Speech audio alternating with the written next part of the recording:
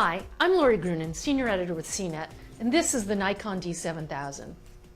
When it comes to mid to high-end SLRs, I'm not looking for whizzy new features, bold redesigns, or insane burst rates for either myself or the shoppers I advise.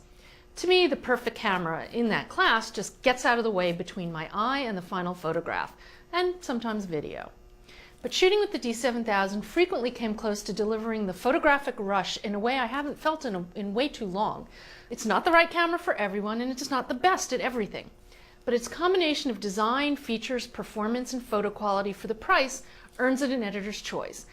There's a variety of new Nikon tech in the D7000 over older models, including a new Nikon-designed 16.2 megapixel sensor coupled with its XP2 processor.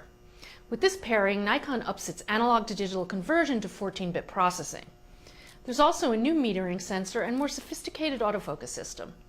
It's also Nikon's first DSLR to rise to 1080p HD video, albeit only at 24 frames per second. And the body's construction incorporates an all-metal chassis with magnesium alloy covers. The rest is polycarbonate. It's also sealed against dust and moisture like the D300S.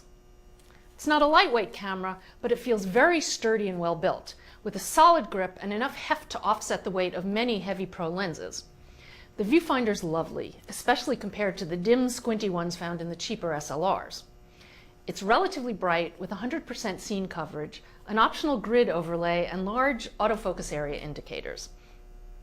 Rubber covers hide the connector for composite and HDMI video, USB, and a mic and proprietary GPS connector. There's also a cleverly designed movie/live mode switch and dedicated record button. The location of the lock release button for the release mode dial on the D7000 is toward the back instead of the front as it is on the D3S. It's a subtle change, but I find it easier to use this way. I can hold it down with my thumb while turning the dial. Nikon has moved the control for selecting among the autofocus modes to a clever button dial combination.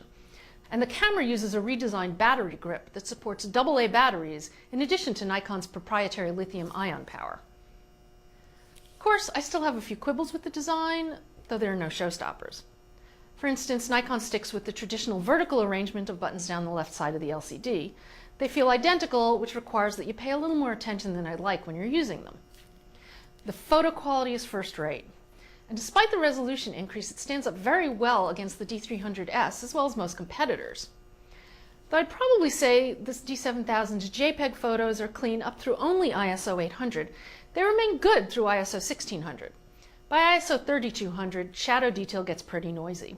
Exposure and metering are solid and consistent, and the camera reproduces color faithfully when you want it to.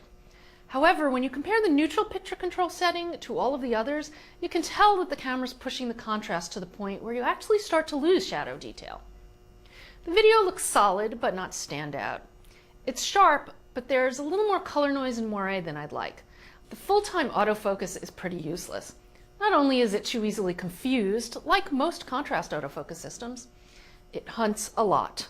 For all intents and purposes, with the exception of burst shooting, the D7000 runs neck and neck with the 60D for speed, and they're both really fast. Shooting with standard single-point autofocus feels almost instantaneous most of the time. And while the automatic autofocus is equally fast, it's just as bad as all other auto AF systems. It chronically picks up the wrong subjects. It's got 2 saved setting slots on the mode dial. It's less powerful than the settings banks in Nikon's older mid to high-end SLRs, but it's a more practical, straightforward implementation that means they're more likely to get used. There are 2 SDXC card slots, which is both unusual and welcome, and you can configure them in functional ways, for overflow, backup, RAW versus JPEG, video versus still. Though it offers a maximum of 3 shots for exposure bracketing, it can handle up to a 2-stop interval, which is unusual. Plus, it has a novel 2-frame under-over bracket, which I imagine can come in handy for some people. For video capture, you have full manual exposure controls and a handful of microphone sensitivity settings. The D7000 looks like both a compelling, cheap alternative to the D300S and a significant upgrade over the D90 for not a lot of money. For video shooters, the cheaper 60D still has a slight edge. Though many indie videographers tend to prefer 24p, at least it's nice to have the 30p option. But it's hard to argue against the better coverage for the viewfinder, faster burst shooting with a deeper buffer and fast autofocus and more durable body construction. The D7000 stands out as a great camera for experienced photographers and pros who don't have specific needs like full frame or the fastest burst possible. It's expensive for a first DSLR, and there are plenty of sub-$1,000 models to fill that need.